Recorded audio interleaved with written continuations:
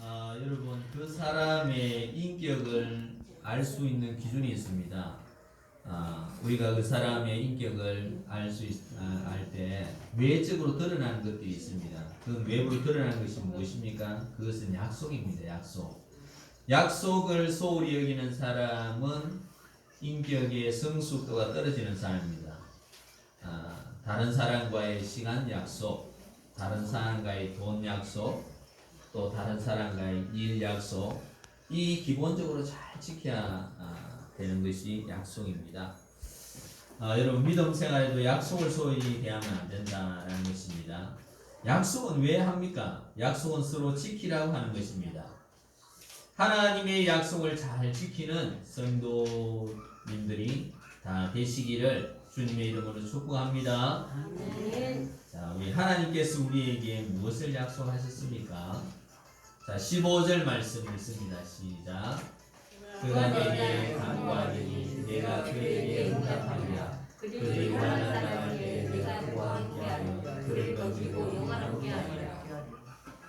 하나님께서 우리가 간구할 때 응답하신다. 환난 당할 때 함께 해주신다. 그리고 건지시고 영화롭게 해주신다.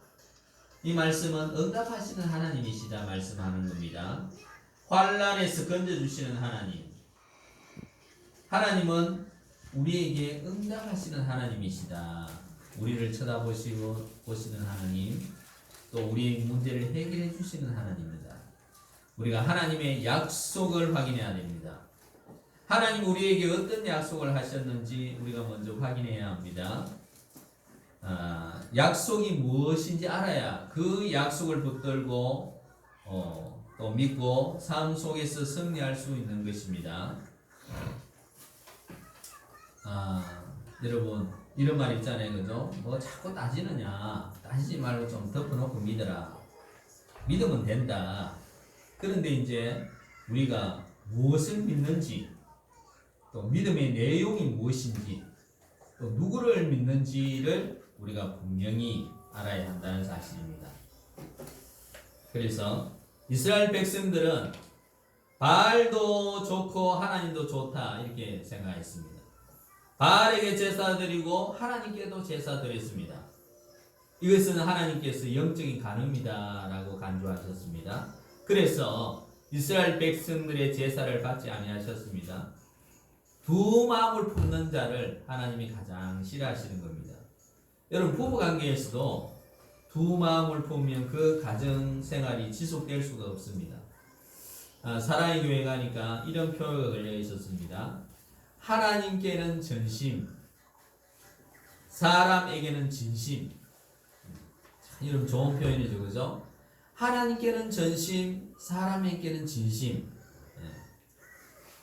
여러분 하나님께 전심으로 대하라. 마음을 다하여 하나님 사랑하라 하는 말씀입니다. 마음을 다하는 것이 전심이다. 마음의 전부 다를 하나님께 드려야 하는 것입니다. 내 마음 하나님께 50%, 또 뭐 바알에게 50% 이렇게 나누어지면 그건 우상 숭배이지 하나님 섬기는 것이 아닙니다. 하나님 50%, 내 마음이 하나님께 50%, 또 돈의 50% 이렇게 나누어지면 그것은 돈을 섬기는 것이지 하나님을 섬기는 것이 아니다라는 사실입니다. 믿음 생활하면서 하나님께서 나에게 무엇을 약속하셨는지 생각해야 됩니다. 하나님의 약속이 무엇인지 알아야 그 약속을 아는 토대 위에 확실하게 살 수 있는 것입니다. 여러분 성경을 읽으면서 창세기 12장에 하나님이 아브라함에게 하신 약속을 우리가 읽습니다. 하나님이 아브라함에게 복을 주셨네. 아브라함을 이렇게 많은 복을 주셨네. 로 끝나면 안 된다는 사실입니다. 아브라함에게 한 약속, 내가 복의 근원이 되게 해주겠다. 또 다윗에게 한 약속은 무엇입니까? 내 왕위가 영원하도록 해주겠다. 예레미야에게 한 약속이 무엇입니까? 70년이 차면 다시 회복되어서 다시 고국으로 돌아올 수 있게 해주겠다. 자, 그 성경 인물에서 끝나는 게 아니다라는 사실입니다. 그 약속이 고스란히 나의 약속이 되는 것입니다. 시간을 뛰어넘어서 또 공간을 뛰어넘어서 나에게 온 약속입니다. 성경에 나온 인물과 내가 분리되면 안 되는 것입니다. 성경의 인물은 좀 특별한 사람들이니까 그렇지. 나는 뭐 돈도 없고 또 힘도 없고 믿음도 없고 나는 보잘것없는데 나에게 무슨 하나님께서 약속을 하셨을 리가 있나, 이렇게 생각하면 안 된다는 것입니다. 우리가 하나님의 약속을 먼저 확인해야 됩니다. 성경 말씀에서 하신 약속은 그 사람에게 끝나지 않습니다. 아브라함의 하나님, 이삭의 하나님, 야곱의 하나님이라고 말씀하십니다.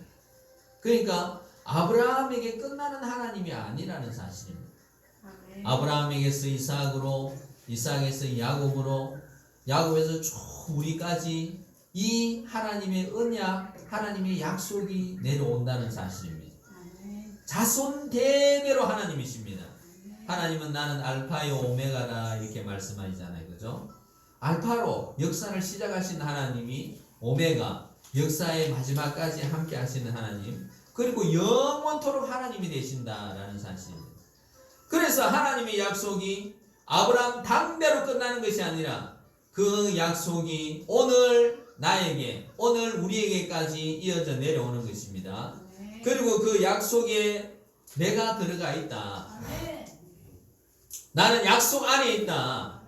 내가 약속 안에 있다는 사실을 확인해야 합니다.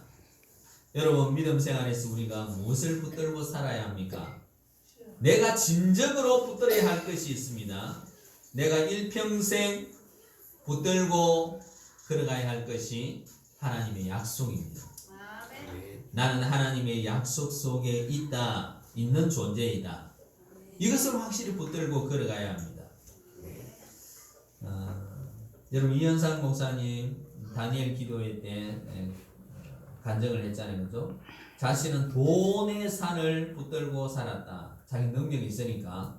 그리고 정권 회사에 들어가서 많은 돈을 벌 수 있으니까 내가 돈을 많이 벌어서 내가 성공해야 되겠다. 그런데 그 하나님께서 돈의 산을 무너뜨리셨다라고 고백하였습니다. 그 다음에는 그 목사님이 정치 외교학과를 졸업했으니까 내가 이제 돈은 못 벌었으니까 이제 정치적으로 입문해서 성공해야 되겠다. 그것도 하나님께 다 무너뜨리셨습니다. 마지막에 내가 이제 내 능력으로 살겠다. 나의 산으로, 나의 능력으로 살겠다. 하나님께서 그것도 다 무너뜨리셨습니다. 우리가 붙들어야 될 것이 무엇인지 확실해야 합니다. 우리가 붙들어야 할 것이 하나님의 약속입니다. 내가 그 약속 안에 있다. 이 약속은 아브라함에게만 준 것이 아니다. 이 약속이 시공을 넘어서 나에게 주어졌다라는 사실을, 이 하나님의 약속을 붙들고 우리가 살아가야 합니다. 여러분, 약속을 붙든다는 의미가 무엇입니까? 내가 약속 안에 있다는 생각 속에 있어야 됩니다. 아무 생각 없이 세월이 흘러가는 대로 살아가면 안 된다. 에베소서에서 우리가 구원의 투구를 쓴다 이렇게 말하잖아요. 그죠? 구원의 투구. 구원의 투구를 쓰는데, 그러면 머릿속에 어떤 생각을 가지고 살아가야 되느냐? 나는 하나님의 약속 안에 있는 자이다 라는 생각을 가지고 사는 것이 이 구원의 투구를 쓴다는 것입니다. 그래서 그 다음에 이제 우리가 삶 속에서 약속의 복을 받은 자로 우리가 행동하며 사는 것입니다. 생각 따로 또 행동 따로 가면 안 된다. 하나님의 약속을 붙들고 산다는 것은 우리가 기도하면 하나님께서 응답해 주신다. 우리가 고난 가운데 건져 주신다. 나의 기도에 응답하시는 하나님이시다. 이 확신을 갖고 사는 것입니다. 여러분, 히스기야가 그 아수르의 18만 5천 명이 침공하였습니다. 그래서 사네립이 항복 문서를 보냈습니다. 그 항복 문서를 하나님 성전 앞에 펴놓고 기도하였습니다. 여러분, 아수르 민족이 얼마나 호전적이고 잔악하고 피를 좋아하는 민족이었습니다. 그리고 이제 포로들을 우리가 이제 고대 전쟁에 쓰면 포로는 대부분 다 살려주는데 아수르는 그렇게 하지 않아요. 포로들을 다 죽였습니다. 무자비하게 죽였다. 포로의 가죽을 벗겨 죽였다. 이런 정보를 다 알고 있는 히스기야가 얼마나 두렵고 떨렸겠습니까? 그런데 그 히스기야가 붙든 것이 무엇입니까? 열왕기상 19장 19절에 우리 하나님 여호와여 원하건대 이제 우리를 그의 손에서 구원하옵소서. 그리하시면 천하 만국이 저 여호와가 홀로 하나님이신 줄 알리이다. 이것이 히스기야의 기도였습니다.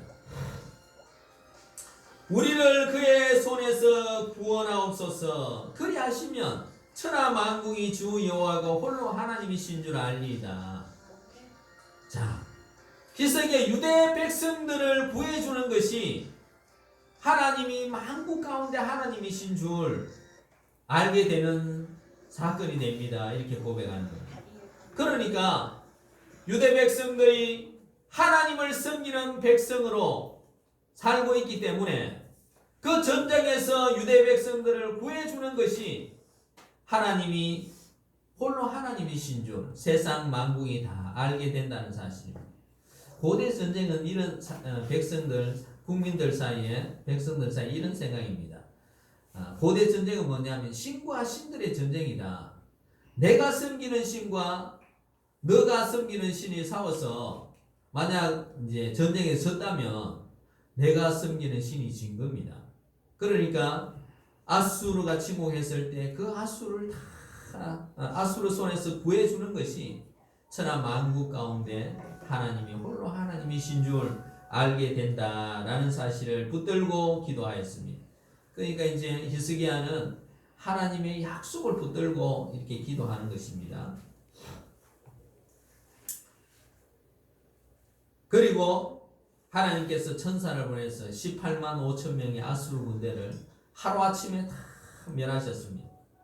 히스기야의 기도에 응답하셔서 환란에서 전쟁에서 건져주셨습니다. 약속을 붙들고 살아갈 때 하나님께서 응답하십니다. 고난에서 건져주십니다. 우리가 붙들고 믿음으로 살아가야 하는 것은 돈도 아닙니다. 여러분, 우리가 다 돈 욕심이 있습니다. 그죠? 그런데 그 돈 욕심을 멈추게 하는 것이 뭐냐? 돈을 막 열심히 모아서 돈 욕심을 멈추게 하는 것이 아니라 돈 욕심은 나눔으로 극복할 수 있습니다. 내게 있는 것을 나눌 때 그 돈 욕심이 사라질 수 있습니다. 여러분, 돈 짊어지고 주님 앞에 가는 것이 아님을 확실하게 깨달아야 합니다. 여러분, 우리가 붙들고 살아가야 될 것이 명예도 아닙니다. 명예. 여러분, 자신의 명예는 어떻게 극복할 수 있습니까? 그 섬김으로 극복할 수 있습니다.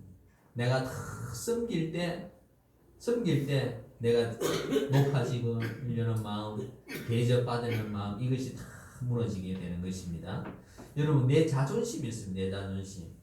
내 자존심은 어떻게 극복할 수 있습니까? 내 자존심을 버릴 때 얻게 되는 것입니다. 이것이 오직 하나님의 약속만 붙들고 살아가야 될 줄 압니다. 여러분, 하나님의 약속만이 영원합니다. 하나님의 약속만이 성취되는 것입니다.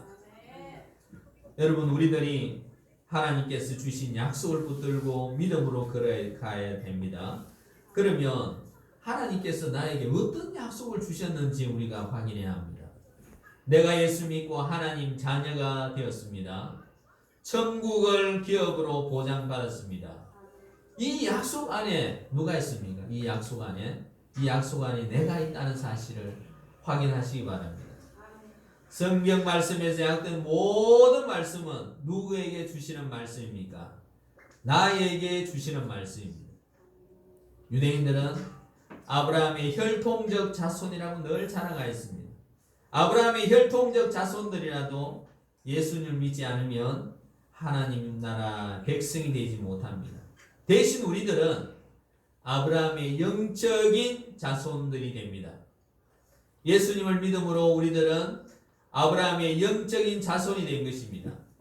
우리가 예수님을 믿기 때문에 성경 말씀의 모든 약속은 나에게 주어진 약속의 말씀입니다. 에베소서 2장 3절에 이렇게 말씀하십니다. 전에는 우리도 그 가운데서 우리의 육체의 욕심을 따라 지내며 육체와 마음에 원하는 것을 하여 다른 이들과 같이 본질상 진노의 자녀이었더니 긍휼이 풍성하신 하나님 우리를 사랑하신 그 큰 사랑을 인하여 허물로 죽은 우리를 그리스도와 함께 살리셨고 너희는 은혜로 구원을 받은 것이니라. 아멘. 자, 우리는 전에는 본질상 진노의 자녀였다. 하나님의 진노를 받을 수밖에 없는 자녀였는데 이제는 어떻게 되니? 이제는 허물로 죽은 우리를 그리스도와 함께 살리셨다 말씀하고 있습니다. 이제는 예수님을 믿음으로 말미암아 하나님의 약속 안에 있는 자가 되었습니다. 전에는 하나님의 약속도 모르고 하나님의 복도 모르고 하나님의 은혜도 모르는 자였습니다. 이제는 약속 안에 있는 자가 되었습니다. 성경을 읽을 때마다 그 복이 나의 복임을 확인하시기 바랍니다. 시편 33편 12절에 이렇게 말씀합니다. 여호와를 자기 하나님으로 삼는 나라 곧 하나님의 기업으로 선택된 백성은 복이 있도다. 여호와를 자기 하나님으로 삼은 사람은 복이 있도다. 이렇게 말씀하고 있습니다. 여러분, 우리 인생을 살아가면서 고난과 어려움에 봉착할 때가 있습니다. 그때 내 믿음이 흔들립니다. 내 삶의 기초가 흔들립니다. 그때 내가 하나님의 약속 안에 있다는 사실을 붙들어야 합니다. 하나님이 주시고자 하는 복을 내가 받고 누릴 수 있는 자이다 라는 사실을 알아야 합니다. 여러분, 다니엘 기도 둘째 날 강사 김인강 교수가 하나님 나라에 대해서 간증을 했습니다. 그죠? 자기가 소아마비 걸려가지고 초등학교 입학을 하러 갔는데 초등학교에서 입학시켜주지 않았습니다. 그런데 그렇게 돌아오면서 자기 어머니가 아이고 우리 아들 춥지 하면서 자기 발을 그 자기 어머니의 호주머니에 넣어가지고 이렇게 따뜻하게 해주었다. 그 어머니의 사랑이 자기 삶의 근본적인 원동력이 되었다라고 고백하고 있습니다. 여러분, 스티븐 모리슨 장로님도 14살에 입양 가서 자기 친부는 자기 어머니 친모를 구타하고 그 친모가 그 구타에 못 이겨서 집 나가고 그런 상황 가운데서 14살일 때 미국으로 입양 가서 미국인 그 아버지의 따뜻한 사랑 속에서 그 사랑으로 회복되어서 이제 하나님 나라를 위해서 간증하고 하나님 나라를 위해서 애쓰는 사람이 되었습니다. 여러분, 자살하는 사람이 이 세상에서 아무도 나를 사랑하지 않는구나, 이 결론에 이르면 자살하게 되는 것입니다. 아무도 나에게 관심을 두지 않구나, 여기에 도달하면 자살합니다. 세상에 나를 사랑하는 사람이 한 사람이라도 있다고 생각하는 사람은 죽지 않습니다. 고난을 딛고 승리하는 사람은 하나님이 나를 사랑하고 있다, 나는 하나님의 약속 안에 있다 라고 생각하고 믿고 있는 사람은 반드시 승리합니다. 이 세상에 나를 사랑하고 관심을 두는 사람이 없다고 생각하고 그런 사람은 좌절하게 되고 절망하게 되는 것입니다. 그런데 하나님이 나를 사랑하고 계시다, 하나님이 나와 함께하고 계시다, 나는 약속 안에 있는 자이다, 그 생각을 가지고 있는 사람은 고난을 극복하고 난관을 극복하고 이겨낼 수 있는 것입니다. 저는 친부모의 사랑을 받지 못했습니다. 어릴 때 양자가기 때문에. 그리고 양부모의 사랑도 받지 못했습니다. 형제의 사랑도 받지 못했습니다. 그러나 하나님은 나를 사랑하시고 나와 함께 해주셨습니다. 그래서 모든 고난을 이겨내고 오늘 이 자리에서 목회를 하고 있습니다. 여러분, 우리 복음송 중에 나는 사랑받기 위해 태어난 사람이다 라는 복음송이 있습니다. 우리가 좋아하는 복음성인데요. 여러분, 우리가 사랑받기 위해 태어난 것도 맞지만 더 중요한 것은 내가 사랑하기 위해서 태어났습니다. 이제 여러분들은 예수 그리스도의 사랑을 받았기 때문에 이제 사랑받는 자로 머무는 것이 아니라 사랑하는 자로 나아가야 됩니다. 그리고 여러분, 하나님의 약속 안에 있다는 사실을 꼭 붙들고 걸어갈 때 우리는 세상 것에 두려워할 필요가 없습니다. 고난을 두려워할 필요가 없습니다. 그래서 약속을 붙들고 날마다 승리하는 삶이 되시기를 주님의 이름으로 축복합니다. 우리 찬송 한 장으로 힘차게 또 기도합니다.